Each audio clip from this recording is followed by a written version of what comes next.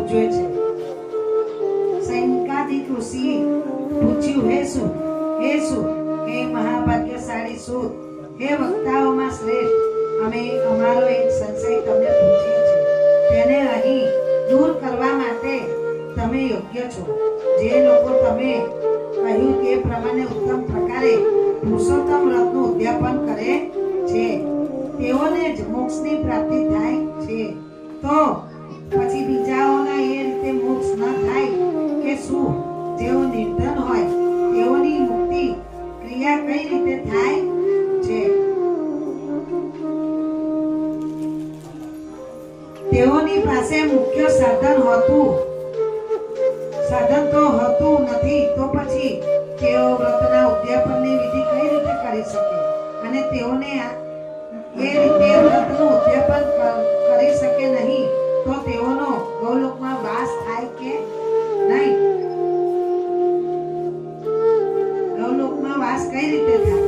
તેઓ માટે જો કઈ ઉપાય નથી તો શ્રી હરિએ તેઓ માટે શું કર્યું ગણાય? હે સૂત પુત્ર, આ અમે મોટા સંદેહ થયા છે, તેને તમે અમને દૂર કરો. એમ કે જે નિર્ધન છે, જેની પાસે પૈસો નથી ઉદ્યાપન કરવા, આપણે કેવું બધા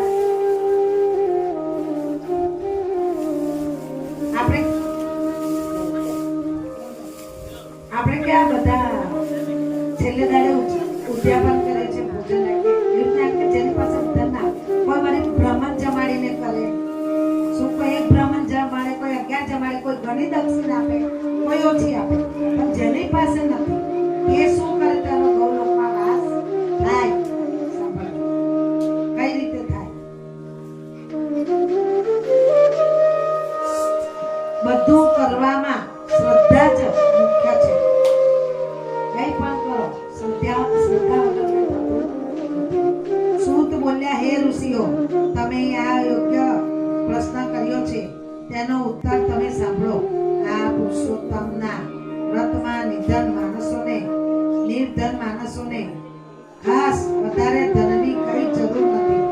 ધનનો ભલે ઢગલો હોય, પરંતુ આ વ્રત કરવામાં શ્રદ્ધા જ મુખ્ય કારણ મનાય છે.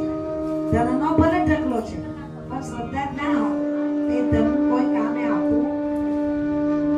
કોઈ કરનારું નહીં, બહુ રૂપિયો છે, પણ એ રૂપિયો શું કામનો? કોઈ સેવા કરવા વાળું ના હોય તો હે? એટલે શ્રદ્ધા, ભક્તિ અને આપણું મન એક કારણ. કરવામાં શ્રદ્ધા જ મુખ્ય કારણ મનાય છે. માટે તેઓ નિર્ધન હોય તેઓએ પણ શ્રદ્ધાયુક્ત થઈને સદાય વ્રત વગેરે કર્મો કરવા, શ્રદ્ધાયુક્ત મનની જે કંઈ કર્યું હોય તે પરમેશ્વરની કૃપાથી સંપૂર્ણ બને છે. પણ ધનવાન લોકોએ શ્રદ્ધા વિના જે કર્યું હોય છે તે નિષ્ફળ થાય છે. માટે જેવી શ્રદ્ધા હોય તે પ્રમાણે જ ફળ પ્રાપ્ત થાય છે. એવું નથી કે ધનવાન શ્રદ્ધા નથી રાખી, એ રાખે છે, પણ શ્રદ્ધા જ મહત્વની છે. તમે દાન રૂપિયાનું કરો કે 5 રૂપિયા કે 1000 રૂપિયા, પણ શ્રદ્ધા વસ્તુ પ્રભુને કેમ કે હે પ્રભુ, આ મારી શક્તિ પ્રમાણે મેં કર્યું છે, પણ મારી ભક્તિ અને શ્રદ્ધા કદી ડગવા દેતો નહીં.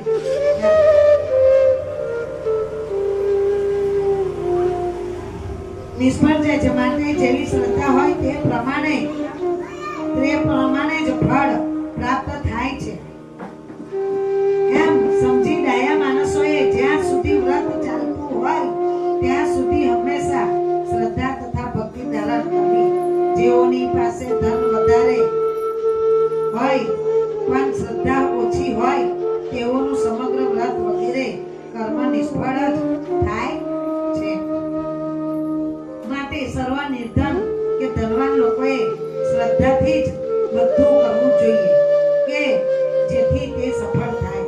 આ કારણથી જ ડાયા માણસોએ વ્રતમાં અનુકૂળ ગણાતી શ્રદ્ધા રાખવી, દેખાવ કરવો નહીં, દાન કરેલું કહેવું નહીં અને શ્રદ્ધામાં તમારે રહેવું. શ્રદ્ધા રાખીને જ જોઈએ. આ સંબંધિત એક જૂનો ઇતિહાસ હું તમને કહું છું. તે શ્રી વ્યાસજીએ મને કહ્યો. ભાવના વાળો જાણી થોડી કૃપા કરી એ ઇતિહાસ કહ્યો હતો. એક દિવસ મેં આ જ સંદેહ મારા ગુરુજી શ્રી વ્યાસજીને પૂછ્યો હતો. ત્યારે શ્રી હરિએ લક્ષ્મીજી આગળ જે ઇતિહાસ કહ્યો હતો તે જ એ ઇતિહાસ વ્યાસજીએ મને કહ્યો હતો. આજ સંદેહ વૈકુંઠમાં શ્રી લક્ષ્મીજીએ ભગવાનને પૂછ્યું હતું. ત્યારે શ્રી હરિએ તે ઇતિહાસ કહી લક્ષ્મીજીને બોધ આપ્યો હતો. ભગવાનને પણ બોધની જરૂર પડે છે. તો આપણે તો કાળા માથા ન માને ખાટલા પીટલા આપણા કઈ બુદ્ધિ જ હા તો પણ હાય વાહ વાહ બરાબર સાચી વાત છે. રાધા તમને ખબર ના પડે આ બધી બોધ લક્ષ્મી માતાને પણ બોધની જરૂર પડી છે. ભગવાનને પણ આપ્યો હતો. એ જ ઇતિહાસ હું તમને કહું છું. મુગ્ધા કથા આરંભ. સુંદર અવંતિકા શહેરમાં વેદનો પાર પામેલા વિષ્ણુપ્રિય નામે બ્રાહ્મણ હતો. તે સર્વ કર્મોમાં કુશળ શાંત શ્રી હરિનું વ્રત કરવામાં મુખ્ય પોતાના ભણાવવું યજ્ઞ કરવા કરાવવા દાન આપવું ને લેવું એ જય કર્મો કરવામાં તત્પર તથા પવિત્ર હતો. તેને ત્યારે 2 પુત્રો જન્મ્યા હતા. અનેકનું નામ દેવલ તથા બીજાનું નામ માધવ હતું. એ બંને છોકરાઓ પણ ગુણવાન હોય, બુદ્ધિશાળી તથા વિષ્ણુ ભક્તિ કરવામાં સદા તત્પર રહેતા હતા. એક વખતે કાળના યોગે તેઓનો પિતા મરણ પામ્યો. તેથી એ બંને દેવલ તથા માધવ ચિંતાતુર થઈ પડ્યા. દેવલની પત્ની રૂપ તથા લવણથી યુક્ત હતી.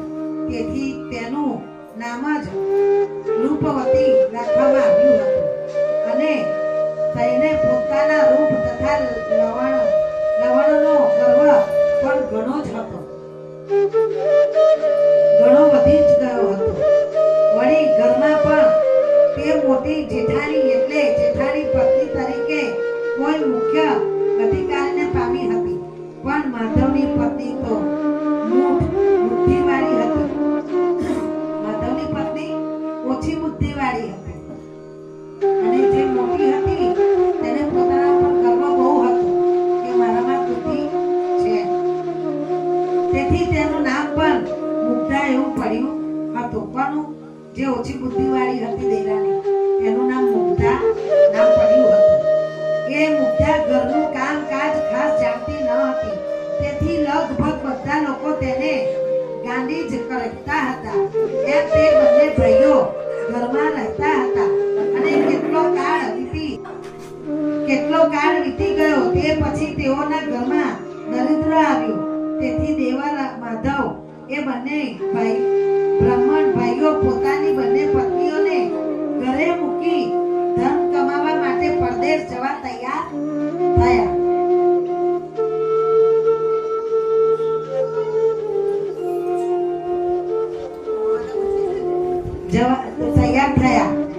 તે વખતે આજની વાર્તા તે વખતે દિયર માધવે પોતાના મોટા ભાઈને વહુને રૂપવતીને કહ્યું કે મોટા ભાઈ પિતા તુલ્ય ગણાય છે.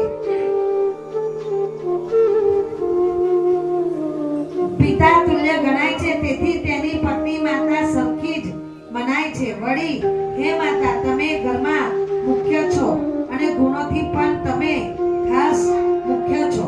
શું કહે છે દિયર કે મોટા ભાઈ આપણે તો જઈએ છીએ અને ભાભી તે માં સમાન ગણાય અને ઘરમાં એ જ મોટા છે. તો મુખ્ય છો, તેથી તમે મારી મૂર્ખ પત્નીનું બહેનની પેઠે રક્ષણ કરજો. દિયર ભાભીને એની પત્ની સોંપીને જાય છે કે મારી પત્નીમાં ઓછી બુદ્ધિ છે તો તમે એને સાચવજો. બહેનની પેઠે સાચવજો અને એની રક્ષા કરજો. એને ઘરના તથા જ્ઞાતિઓના કામમાં સમજણ પડતી નથી. તેથી તમે બહેન તથા દીકરીની પેટે તેની સંભાળ રાખજો. હે ઉત્તમ દૃષ્ટિવાળા દેવી, હું તમારા પર વિશ્વાસ રાખી પરદેશ જાઉં છું. પિયર કહે છે. મુગ્ધાને તેની જેઠાણીએ કાઢી મૂકી. ભાઈઓ પરદેશ ગયા. જેઠાણીએ દેરાણીને કાઢી મૂકી. સૂત બોલ્યા એમ કહી એ બંને ભાઈઓ દ્રવ્યની ઈચ્છાથી ઘણે દૂર બીજે ગામ ગયા. પાછળથી રૂપવતીએ મુગ્ધાને આ પ્રમાણે કહી દીધું કે અલી મુગ્ધા, મારા ઘરમાંથી દૂર જતી રહે. ઓ અભાગી, ઓ અભાગણી, તારા નસીબો યોગ્ય જ મારો સ્વામી હતી સહી દરિદ્રપણો પામ્યો છે. શું કે છે જેઠાણી કે તારા લીધે જ મારો પતિ અને તારો પતિ દુર્ભાગ્યને પામ્યા છે. આપણું દરિદ્રપણું આવ્યું છે, માટે તું ઘરની બહાર નીકળી જા. એમ કરીને જેઠાણીએ તેને ઘરની બહાર કાઢી પામ્યો છે. માટે તું અભા પણ મને અભાગણી છે. વળી ઘરનું કઈ કામકાજ તું જાણતી નથી. જ્ઞાતિના કામમાં પણ તને કઈ સમજણ પડતી નથી અને કેમ બોલવું તેની પણ તને કઈ ખબર પડતી નથી. આગળ હવે એક અધ્યાય ગયો અને આ બીજો આવ્યો. પડતી નથી. માટે મૂઠ બુદ્ધિવાળી પાપીની તથા પાપ કર્મવાળી તું તને મૂર્ખને ધિક્કાર હો. એમ કહી તેને વ્યભિચાર કરી ઈચ્છાથી મુગ્ધાને ખૂબ મારી ઘરમાંથી કાઢી મૂકી. ખરેખર તેને એટલી બધી મારી હતી કે તેના બધા દાંત પડી ગયા. મુગ્ધાના પડ્યા પછી તેઓએ માતા વિનાની મુગ્ધા શોક સાગરમાં ડૂબી ગઈ. તેને ઘર છોડ્યું પડ્યું. તેથી ઘણું જ દુઃખ થયું અને દુઃખી થઈને તેને રડવા લાગી. છતાં તેનું મન બીજે ક્યાંય ગયું ન હતું. તે તો શોક કરવા લાગી કે અહો, આવું મોટું દુઃખ મારા પર ઈશ્વરે નાખ્યું છે, તો હવે હું શું કરું? ક્યાં જાઉં? મારું કોણ શરણ છે? એમ તે બાળા દુઃખના ભારથી દબાઈને વિલાપ કરવા લાગી. ત્યારે બધા લોકોએ તેને આશ્રય આપ્યો અને તેના ઘરની પાસે બીજા ઘરમાં તેને રાખી. પછી ત્યાં રહીને બધા લોકોના ઘરનું કામ કરે તે કરવા લાગી અને દુઃખી થઈ પોતાનું પેટ ભરવા લાગી. ગામના લોકોએ તેને એની જેઠાને કાઢી મૂકી એટલે આશ્રય આપ્યો કે કઈ નહીં બેન, તું રે, અમે છે. કોઈ આ કામ કરીને એને સહારો આપે. લોકોના ઘરે કામ કરવા પોતાનું પેટ ભરવા લાગી. રૂપવતીને તો ઘરે જઈને પણ તેનું કામ કરતી. પાછી રૂપમતીના ઘરે તો જઈને એનું કામ કરવાનું. ભલે ને કાઢી તો પણ જેઠાણીના ઘરે તો એને એનું કામ કરવા જવાનું. જેઠાણી કરતી હતી. તે વખતે રૂપવતી દુષ્ટ બહેનપણીઓ તેનો વારંવાર તિરસ્કાર કરતી, હસતી. છતાં તે પોતે તો કોઈ જાતની કુટિલતા કે દુષ્ટતા સમજતી ન જ હતી. ફક્ત શાંતિ અને ધીરજ ધરી સદબુદ્ધિથી રૂપમતીની સેવા કરવામાં તત્પર રહેતી હતી. એમ વર્તતા તે બંને સ્ત્રીઓનો કેટલો કાળ જેમ તેમ વીતી ગયો. જેઠાણીને એટલું દુઃખ આપી એની બહેનપણીઓ સામે એનું મજાક ઉડાવતી, પણ એ એની જેમ શાંતિથી એનું કામ કરતી, જેઠાણીની સેવા કરતી અને ચાલી જતી. પુરુષોત્તમ માસના વ્રત માટે મુગ્ધાની ઈચ્છા. ઓછી બુદ્ધિવાળી દેરાણીની ઈચ્છા. એવામાં શ્રી હરિનો માનીતો પુરુષોત્તમ માસ આવ્યો. તે મહિનામાં લોકો સ્નાન કરવા તત્પર થયા. રૂપવતી પણ પોતાની બહેનપણીઓ સાથે સ્નાન કરવા તૈયાર થઈ. તેને ઘરમાં દેવની સ્થાપના કરી અને દીવો કરી દેવ સેવામાં તે તત્પર બની. ત્યારે તેને સ્નાન તથા દેવ સેવા કરતી જોઈ મુગ્ધા વિસ્મય પામી. તેને પૂછ્યું કે આ તમે શું કરો છો? આ વ્રત જો મારે લાયક હોય તો મને પણ તમે કહો. કોણ કે છે? મુગ્ધા એની જેઠાણીને ને એની બહેનપણીઓને કહે છે કે તમે આ શું કરો છો, અને આ મારે કરવા લાયક હોય તો આ વ્રત તમે મને પણ કહો, તેથી હું પણ આ વ્રત કરું.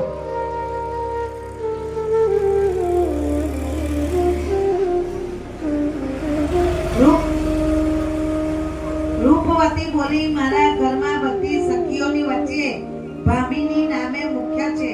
તે સારાનો વિચાર સમજે છે અને સર્વ કાર્યોની કરી જાણે છે. ફક્ત તું એકલી જ મારા ઘરમાં ખરેખર પિચાસણી અને પાપીની છો. તું વ્રત કે પૂજા સમજતી જ નથી. પેટ ભરવા સિવાય બીજું કાંઈ પણ તું જાણતી જ નથી. કોણ કે છે?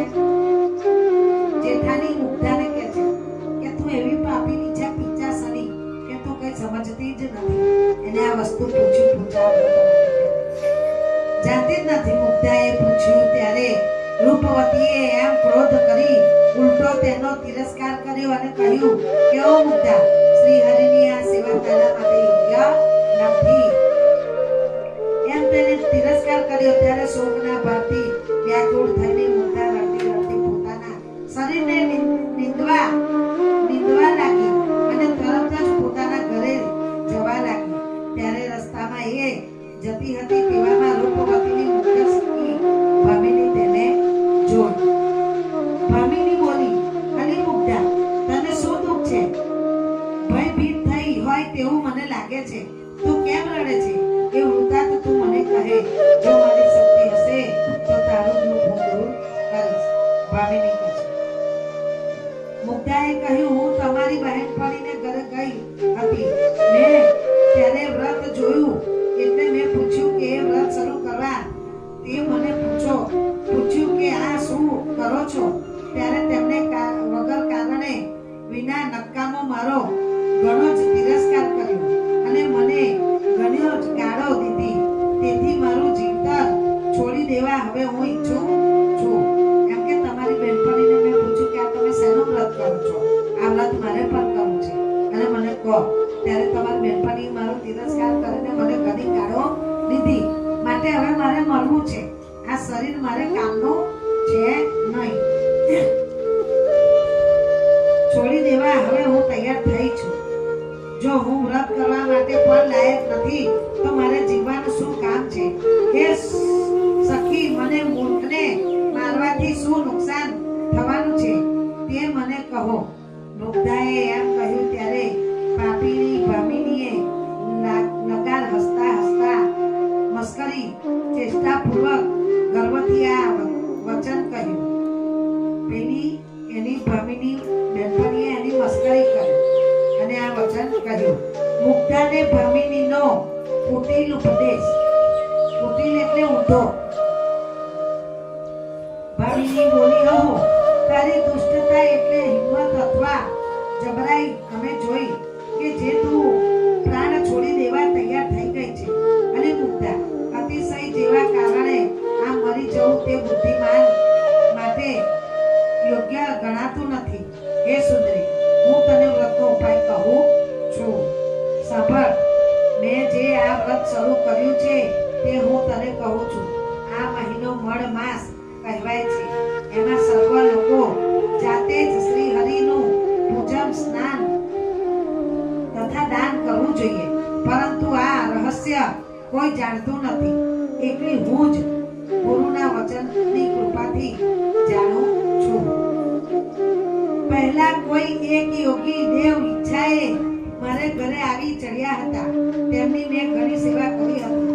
તેથી તે વખતે તે મારા પર પ્રસન્ન થયા હતા. તેમને પ્રસન્ન થઈને મારી આગળ જે રહસ્ય ખોલ્યું હતું કે હે માનવ વાળી, તારા પર દયા આવવાથી હું તને કહું છું. પણ તારે કોઈની આગળ તે કહેવાનું નથી, કેમ કે એ ગુપ્ત કરતા પણ અતિશય ગુપ્ત છે. એ વ્રત જ તારા દુર્ભાગ્યનો નાશ કરનાર પહેલું કારણ બનશે.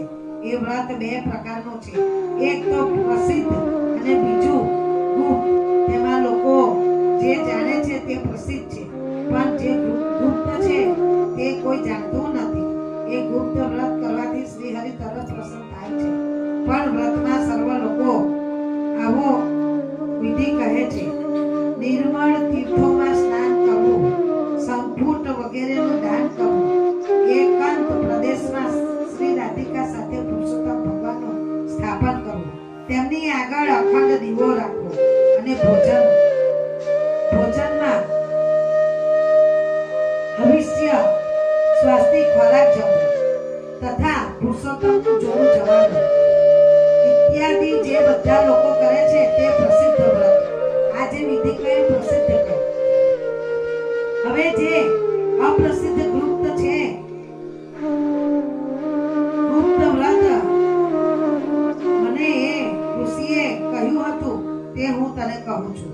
આ મળ માસમાં ગુપ્ત રીતે જ સ્નાન કરવું અને તે પણ મળ માસની પ્રસન્નતા માટે મળ વિષ્ટા વગેરે વાળા મેલા પાણીમાં જ સ્નાન કરવું.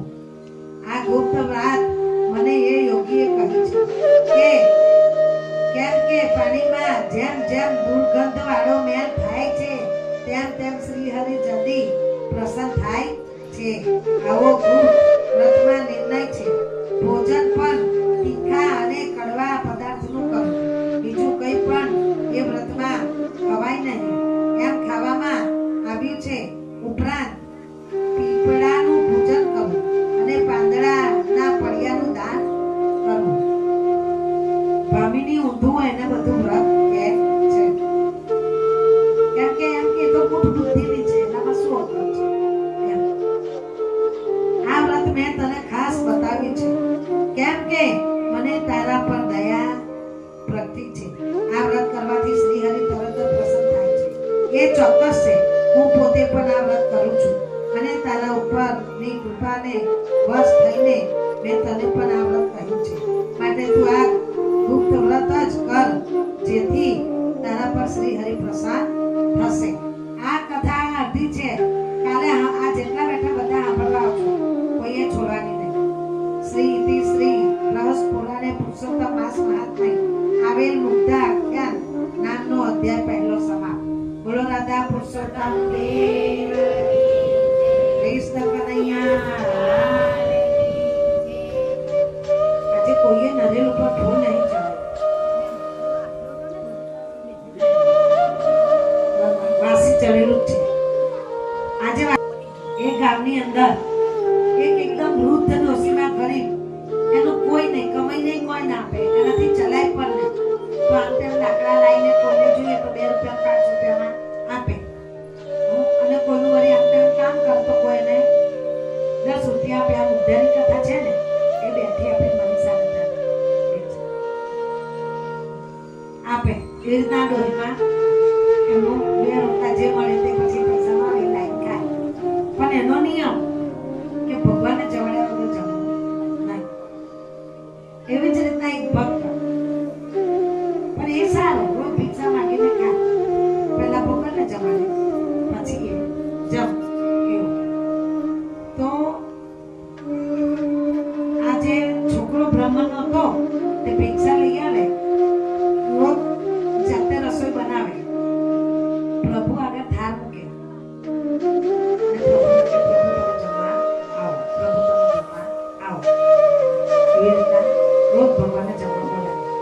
ભગવાનને તો 2 ભક્ત સરખા. પેલી બાજુ વૃદ્ધ ડોશીમાં છે એનો એ જ નિયમ કે ભગવાનને એના હાથથી જમાડે અને એની રોજની ખીચડી જ હોય, ખીચડી જ અને એના જ હાથથી જમાડે. એટલે ભગવાન રોજ ડોશી ત્યાં જમવા જાય ને એના હાથે જ જમે અને આના ઘરે આવે, પેલા ડોશીમાં થઈ જમે પછી આના ત્યાં જમે. ભગવાન રોજ આવું કરે. હવે એક દિવસ બન્યું એવું, મંદિરમાં દ્વાર મોડા ખુલ્યા અને મોડી આરતી થઈ, મોડો પ્રસંગ થયો. એટલે જે લગી મંદિરનો પ્રસંગ ના જવાય તે લગી ભગવાનથી ડોશીમાં બોલાવે જમા જવાય નહીં. હવે આપણને તરત આજે મોડું થયેલું હોય તો ભગવાને બે આવીને કઈ છપ્પન ભોગ મળે છે પહેલા પણ ડોહીની ખીચડી એમને બહુ પ્રિય હતી. હવે વૈષ્ણવ આયા ભગવાનને જમાડી ડોસીમાં રાહ જોઈ. પેલો છોકરો દરવાજા ઉપર ઉભો રહીને રાહ જોઈ. તો છોકરો હરીને આવતા જોવે છે, પણ માર ગામ ભગવાન મંદિરના દ્વારેથી નીકળીને ડોસીમાના ઘર બાજુ વળી જાય છે. છોકરાએ દરવાજાથી જોયું કે ભગવાન તો આયા, પણ આ બાજુ કઈ જાય. તો એ બ્રાહ્મણનો દીકરો પણ ભગવાનની પાછળ પાછળ ગયો. પ્રભુ પ્રભુ પ્રભુ એમ બૂમો પાડે છે, પણ પ્રભુ ઉતાવળા વેગે કેમ કે ખીચડીની સ્વાદ બહુ સરસ આવે અને માજીની ખીચડી ખાધા વગર ભગવાન રહે નહીં.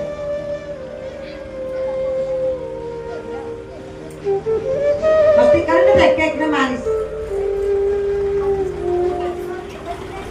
પછી ભગવાનની પાછળ પાછળ ગયો. પ્રભુ તો અંદર ગયા અને દરવાજો બંધ કરી દીધો. ભગવાનને ખબર પડી કે મારી પછી ભક્ત આવે છે, પણ પહેલા બાને આટલી જ ખીચડી પછી થઈ જાય. તો એને તો હે પ્રભુએ દરવાજો બંધ કરી દીધો. આ કોની છોકરી છે? એને તો મારીમાંથી જોયું તો હાવ ગંદી મેલી ફાટલા કપડા વાળી અહીં જારા કઈ જારા, ઘર પણ બહુ ગંદુ. બેસવા માટે પ્રભુનું આસન નહીં. ભગવાન તો બેઠા અને ડોસીમાએ ભગવાનને કોળિયા ભરાવે છે. તે પેલો બધો મારીમાંથી બ્રાહ્મણનો દીકરો જોડે છે. હું આટલો ચોખ્ખો, મારી ઝૂંપડી આટલી સરસ, હું પ્રભુ માટે કેટલું સરસ ભોજન બનાવું છું, 56 ભોગ. આ માજીને હાથ તો જો કેટલા ગંદા છે અને ભગવાન મારી ખીચડી છોડીને એની પહેલા ખાવા આવ્યા. તો લાગી બ્રાહ્મણના છોકરો. પછી પ્રભુએ તો જમ્યા. પ્રભુ ખબર છે કે મારું ઘરે મારું લાગે ભગવાન તો જાણે છે. પ્રભુ જમ્યા પછી ચાલ્યા. ડોસીમાએ હાથ દોડાયા, એમના છેડાથી ભગવાનનું મોઢું લૂછ્યું. પછી પ્રભુ ગયા. એટલે એની પાછળ પાછળ જાય છે. પ્રભુ પ્રભુ ઉભા રહો. તું મારી પાછળ ફર, મિત્રો હું તારી રીતે ખાવા જાઉં છું. કે ના ઉભા રહો. આ કેવો સંશે? કે મારું ઘર પવિત્ર, હું તમારી માટે કેટલું ચોખ્ખું કરું છું. આજુબાજુ હું તમારી માટે ચોખ્ખું આસન પાથરું છું. ગંગાજળ લાવું તો તમે મારાથી તો નહીં જમતા, તમે તો જાતે જમો છો. અને આ ડોસીમાં કેટલા ગંદા છે, એમની ઝૂંપડી કેટલી ગંદી છે, એમને ચારે બાજુ ચારા લટકે છે, તો તમે એના હાથેથી જ જમો છો. કે આમાં ભાવ ભક્તિનો કે હું મારી ભક્તિ ઓછી છે. કે ના, એવું નહીં કરું. તો મારો ભક્તો પછી બને, પણ એ તો કેટલા ટાઈમથી મારી ભક્તિ કરે છે. તો પછી આટલી દરિદ્ર કેમ છે? તો ભગવાન કે એના પેલા બોલો પુણ્ય અને પાપનું ફળ છે. કે તમે જમવા જાઓ છો તો એની દશા કેમ ના સુધરે? કે જો આ જ પરિસ્થિતિ કે ના કે હું તો કેટલું સરસ બનાવું તમારી માટે ખાવાનું, આ તે બધું સારું સારું લાગે છે, મારા હાથે કેમ નથી જમતા? કે તાર જોવું છે? કે હા જોવું છે. કે હા કાલે આવજો.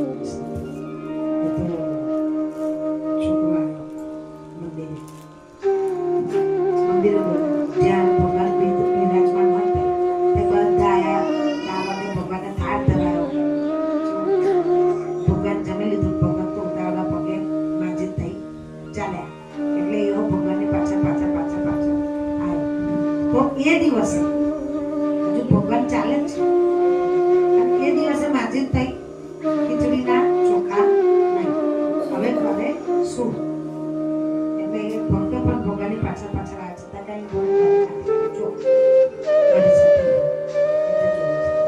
તો કાલનો વાસી ભાત રાતનો અને બીજું થોડું ચોખાની દાળ કાઢી એ પહેલા ઉકાળી પછી વાસી ભાતે માજી અંદર નાખી દીધો. એમ તો મારા પ્રભુને નહીં થઈ ગયું.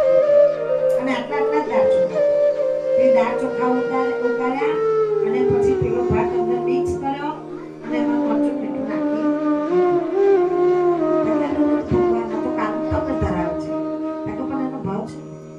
એનો ભાવ છે.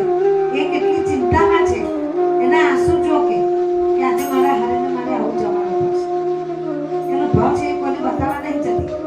તું બધા પાસે માંગવા જાય છે કે આજે મારે પ્રભુને આ બનાવીને ખવડાવ છે, આ બનાવીને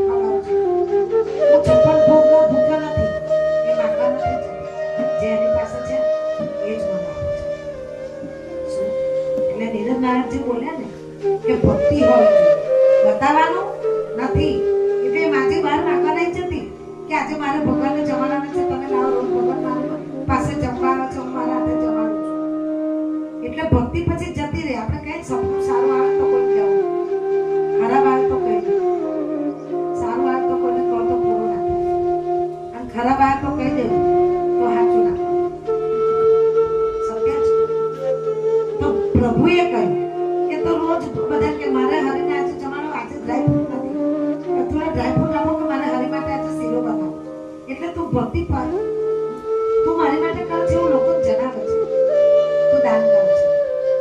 અને આ જો જે છે એ જ કોઈ પાસે માંગવા ગઈ જણાવતી નથી કે હું ભગવાનને જમાડું છું, હું ભગવાનને જમાડ્યા વગર ખાતી નથી, હું ભગવાનને મારા હાથે જમાડે એ બતાવતી નથી. તારાને એના આટલો આધાર છે. ત્યારે છોકરાને બધું સમજે પછી ભગવાનના ચરણમાં પ્રભુ મારી ભૂલ થઈ ગઈ, મને માફ કરી દેજો. હવે મને જે પૈસામાં મળશે એ જ ઉપાડી જાય. પછી તમે ખીચડી ખાવા જાઓ તમારા હાંચા ભક્ત પાસે, ખરેખર મને હાંચો ભક્ત કે એ ચાલો પ્રસાદી લે એના હાથે ખાઈશ ને તો કે માનું વાત્સલ્ય ઉત્પન્ન થશે.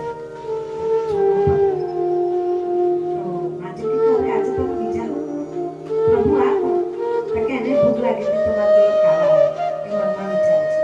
આજે તો બહુ ઓછું છે, મારા પ્રભુને નહીં થયું, હું આને જમાડીશ તો મારા પ્રભુને નહીં થયું. તો એને શું કરી દોષી કે બેટા આપણે બે જોડે જાઓ, હું પ્રભુને પહેલા જમાડીને મોકલી દઉં, કેમ કે પ્રભુને જમાડ્યા વગર હું નથી જમતી અને બીજા કોઈને આપી પણ નથી. તો છોકરાએ કીધું કઈ નહીં બાપ જમાડી ડોહીમાં તો એના હાથથી જમાડી દઉં. ત્યાં પેલા ગંદા ને પેલા છોકરાને જોયું પણ પછી ભગવાનની વાત આવે, યાદ આવે કે પ્રભુ એવું કીધું કે ભક્તિ હોવી જોઈએ. એટલે ભગવાનને જમાડ્યા એટલે ભગવાનને કહે કે તમે ઘરે જાઓ અમે બે જમી લઈએ. એટલે ભગવાન મંદિરમાં જઈને વિરાજમાન થઈ ગયા. આ બાજુ પછી પેલી ડોસીમાં આવી એને થાય કે તમે મને જમાડો, છોકરા તમે મને જમાડો, પ્રભુને જમાડો તો હું તમારો દીકરો છું.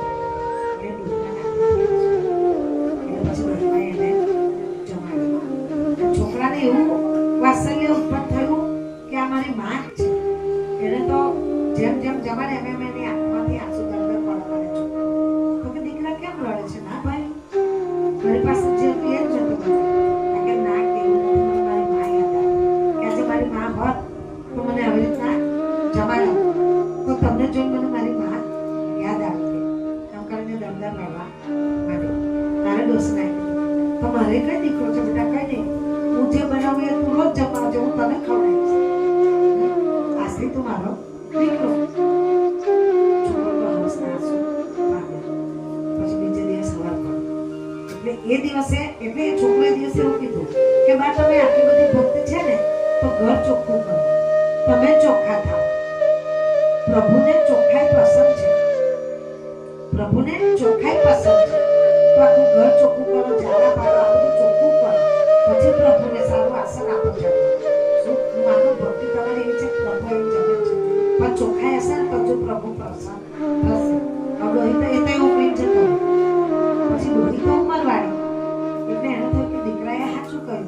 એટલે જે દિવસે ઘર સાફ કરવા હોય ને એને તો ભગવાન ક્યારે જમવા જાય એના ત્યાં ખીચડી થઈ જાય અને પ્રભુ આગળ મૂકીને સ્મેલ ખીચડીની જાય ને મંદિરમાં ત્યારે ભગવાન જમવા જાય. તો એ દિવસે ડોહીમાં આખું ઘર સાફ કર્યું, પોતા ઝાડા પાડ્યા, બધું કર્યું. એ પોતે ચોખ્ખી થઈ નહીં, ધોયેલા કપડાં પહેર્યા એટલે ખીચડી બનાવવામાં લાગી વાર લાગી. નહીં ધોઈ પછી ખીચડી બનાવવા લાગી કે આજે તો પ્રભુ ખુશ થઈ જશે. ભગવાન તો તે રાહ જોવે કે અમને ગામના લોકો થાળ લઈને આવશે. મારે તો પહેલા ખીચડી ખાવાની કામ છે, પછી આ ભોગ જવાનું. રોજ પહેલા ખીચડી ખાવા છે પછી ભોગ જવું, કાં તો પહેલા ભોગ જવે તો પછી ખીચડી ખાવા. એટલે એ દાડે મોડું થયું. આ બાજુ ખીચડી પીરસાઈ અને થોડીક વાર પછી આ બાજુ ભગવાન તો જે સુગંધ આવી એ જતા રહ્યા. આવતા ભગવાન ઘંટ વાગે દરવાજો ખોલે ભગવાન તો ઉતાવળા થયા ખાવામાં ફટાફટ. તમને રજા છે ભૂખ મારતા જાય એટલા તો દ્વાર ખોલે ઘંટ વાગે એટલે પ્રભુ કે મને મંદિરમાં નહીં જોવે ભક્તો બધા તો કહેશે ભગવાન કઈ ગયા એમ. એટલે ભગવાન તો ઉતાવળા પગે ફટાફટ આજે હું ખાઈ દઉં તો કે પ્રભુ મોડું તો જોવો લૂછો પણ ના. ભગવાન તો ઉતાવળા પગે દોડતા દોડતા મંદિરમાં જતા રહ્યા. મંદિરમાં જતા રહ્યા એટલે જે એમની જગ્યા કે તઈ ભાર રહ્યા. પણ ભગવાનને જે મોડું ના દોયું અને મોડું ના લખ્યું એટલે ભગવાનનું મોડું એટલે ભગવાનનું મોડે શું ચોટેલું? ખીચડી. હવે આ બધું કમાડ ખોલ્યા ને બધા ધાર મૂક્યા અને ભગવાનને ધરાવે. પણ ભગવાન જ્યારે હું ભાવના કરું કે ભગવાન જમે ને તારે સુગંધ આવે. ભગવાન જમે ને એટલે વરાળની ઉત્પત્તિ થાય ભગવાનની અને સુગંધ આવે તો હવે જ્યારે ભગવાને જમે એટલે એ પૂજારી જે રોજ જમાડે તે આજે ભગવાન જમતા કેમ નથી? ભગવાન એ દિવસ જમતા નથી. ઉભા રે બધા હજુ ભગવાન જમતા નથી. જમતા કેમ નથી? જમતા કેમ કે મોડું આપ્યું છે, મોડું ધોયું નહીં, ઉતાવળા આવી ગયા, કઈ ના ખાય એઠા મળે મોડી ખોલવા જાય તો મોડામાં આવું ખીચડી છે એ તો સ્તબ્ધ થઈ મૂર્તિ બની ઉભા રહી ગયા. એટલે સુગંધ લેવાતી નહીં. પ્રભુ કેમ જમતા નહીં? આ બધા અને પેલી બાજુ માજી ભગવાન હજી કેમ આટલા ઉતાવળા ગયા? મોઢું ને ધો દીધું, એના મોઢે ખીચડી ચોટેલી છે એવું આવું કે હવે આ બાજુ બધાને નજર ગઈ કે ભગવાન જમતા નહીં મોઢા પર એટલે ભગવાને ખીચડી ચોટેલી. અરે પ્રભુ આજે કોઈ ભગવાનને જમાડી દીધું છે કે કોને જમાડ્યું હશે? ખીચડી કોણ લાવ્યું? 56 ભોગ મૂકેલા એમાં ખીચડી ખાવ છે તો ખીચડી હતી નહીં. એટલે કે ખીચડી નથી તો ભગવાન કોને જમાડ્યું? એટલામાં પેલા માજી કે પ્રભુ મોઢું ધોયા ઉપર જતા રહ્યા. નિયમ મારો કે ભગવાનનું મોઢું ધોવાનું, ભગવાનનું મોઢું ધોવાનું.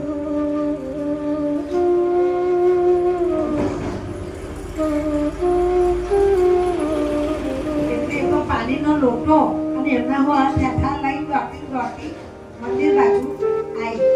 બધા મંદિરમાં ઉભેલા કે ખીચડી કોણ ખવડે? અરે આ કોણ? બેન નીચ જાતિ. તમે મંદિરમાં આવ્યા, તમે આવા વસ્ત્ર પણ કે આમ તેમ કે આ શું છે? બધા સ્તબ્ધ થઈ ગયા કે ભગવાન મહારાજની ખીચડી ખાધી એ દિવસે એને કઈ નહીં પાણી ભગવાનને નહીં ખીચડી. શું ભગવાન રોજ મારી ઘરે ખીચડી ખાવા આવે તો પ્રભુ એવું કે છે બધા લોકો એને મસ્કરી કરે. હવે આ 56 ભોગ છોડીને તારા ગરીબની ઘેર તું દૂર બળ, તારું બુદ્ધિ ઓછી, તારી ખીચડી ખાવા પ્રભુ આવવાના છે. જા જુઠ્ઠી. કે ના હાચે રોજ ભગવાન માટે જમવા આવે. કે ક્યારે આવે? કે 11:30 પોણા 12 આજે ખીચડી ખાઈ લીધી કે એમનું મોડું ધોવાનું બાકી હતું ને એટલે લોકો એને મસ્કરી કરીને હસે છે. જ્યાં ચાલવા માંગે તો શું ભગવાનને મૂર્તિ સાફ કરો કે નવડાવો કે આની ખીચડી ખાધી હોય કે ના ખાધી હોય પણ આપણે ભગવાનને મળે ખીચડી ચોટી છે. ભગવાનને નવડાવ્યા ચોખા કરી કેમ કે એની જ જાતિ. પછી બીજે દિવસ કે સાડા 11 એવું કરે કે ખીચડી ખાવા જાય તો આપણે જોવા જઈએ. એને તો ખીચડી બનાવી એટલે પ્રભુ એમની રીતે ગયા. પ્રભુ ગયા ને એટલે આખું ગામ પાછળ ગયું અને જતા જે સ્મેલ આવે આ લોકો સ્તબ્ધ થઈ ગયા. છે કે સુગંધ તો આપી છે ખીચડી.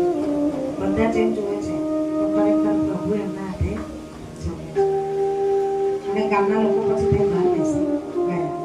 ભગવાન જમી રહ્યા એટલે ભગવાનને જવા માટે બહાર નીકળ્યા. તારે પગે લાગ્યા કે હે પ્રભુ અમે આટલી ભક્તિ કરી, અમે તમને રોજ નવડાવીએ, ધોવડાવીએ, થાળ ધરાવીએ, આટલા ચોખ્ખા 56 ભોગ ધરાવીએ તો તમે એના હાથેથી જમો છો એ કેવી દેખાય છે? તો અમે એવું શું પાપ કર્યું? કે એનામાં ભાવ છે. તમે રોજ દેખાવ કરીને લાવો છો. મેં આ ધરાવો, મેં આ કરો, મેં આ કરો. એ દેખાવ તમે કદાચ તમે જોયું મને રોજ ખીચડી ધરાવે છે એ કદાચ કોઈ માગવા ગઈ એની પાસે જેટલું છે એટલું જ મને આપે છે. શું એને વિચાર એની ભક્તિ છે કે પ્રભુ એની ભક્તિ છે તો અમે પ્રસન્ન થયા. પણ અમારી ખીચડીનો પ્રસાદ લેવો છે, અમારે પ્રસાદ ખાવો છે તો હવે આટલી ખીચડી આટલી ટોલીમાં એની ને ભગવાનની બનાવી. કઈ નહીં ડોસીમાને ભગવાનને બધા પ્રસાદી આપો. એ તો વિચારમાં પડે કે આટલી ખીચડી પ્રસાદી આપો. એ તો કઈ નહીં ભગવાને તો એટલે કરવું જ પડે. એ તો લઈ આવી અને ચમચી લઈ આવી એટલે બધા ખીચડી પ્રસાદી આપે. તૃપ્ત થઈ ગયા કેમ કે ભગવાનનો ખાધેલો પ્રસાદ હતો. આખું ગામ પ્રસાદ લીધું પણ આટલી ખીચડીમાંથી એક દાણો ઓછો થયો નહીં.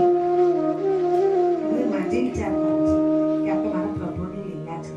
આખા ગામે પ્રસાદ લીધો બધા ડોસીના પગે લાગ્યા અને અમારી ભૂલ થઈ ગઈ. તમે પણ કાલથી રોજ મંદિરમાં આવીને તમારી ખીચડીનો સમાવેશ કરજો. પ્રભુ પહેલા તમારી ખીચડી ખાશે અને પછી અમારો ભોગ ખાશે. અને તમારી ખીચડીનો પ્રસાદ અમે પણ લઈશું અને કેવું પડે તમારી ભક્તિને માજી અમે પણ તમારી ભક્તિથી પ્રસન્ન થયા છે. તમારી જે ગુપ્ત ભક્તિ કે તમે દેખાવ નથી કર્યો, કોઈને કહેવા નથી ગયા, એ ભક્તિથી અમે પણ પ્રસન્ન છે. આજથી પણ અમે તમારી શીખ લઈશું કે અમે પણ ભક્તિ જણાવીએ નહીં. શું કે મેં ભગવાન આજે હાર લાવી, 50 વાળો હાર લાવી, 51 વાળો પહેરાયો, આજે હું ભગવાન માટે આ લઈ ગઈ, અમે પણ જણાવીએ નહીં. એમ કરીને બધા ગામના લોકોએ માજીને પગે લાગ્યા.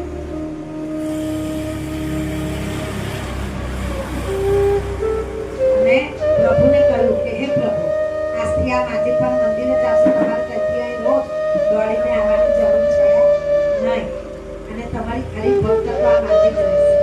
એમ કરીને આખું ગામ પગે લાગ્યું અને કહ્યું કે પ્રભુ તમે જેવા આ માજીને ભર્યા એવી ભક્તિ અમને બધાને પસરાવજો અને કરજો. બોલો રાધા પુરુષોત્તમ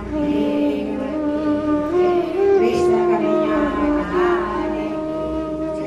એમાં જ આ મુદ્દાની કથા અડધી છે. કાલે સાંભળજો, આ પણ ભક્તિનું જ છે.